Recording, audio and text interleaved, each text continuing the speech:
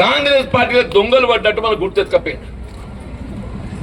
నేను ఎమ్మెల్యే గారు ఏదో చెప్పిండ్రు, నేను బీఆర్ఎస్ పార్టీ నాకు కారు గుర్తే అన్నాడు. టీవీలలో వచ్చింది, పేపర్లో కూడా వచ్చింది, అని స్పీకర్ కూడా చెప్పిండు. నిజమేనా సంతోషం, నీ కారు గుర్తులేము, మేము వద్దంటలేము. ఆ పక్కింటోడికి ఎందుకు అన్నం ఎత్తావు, ఎందుకు ఈ దొంగ బుద్ధి? అవునబ్బా,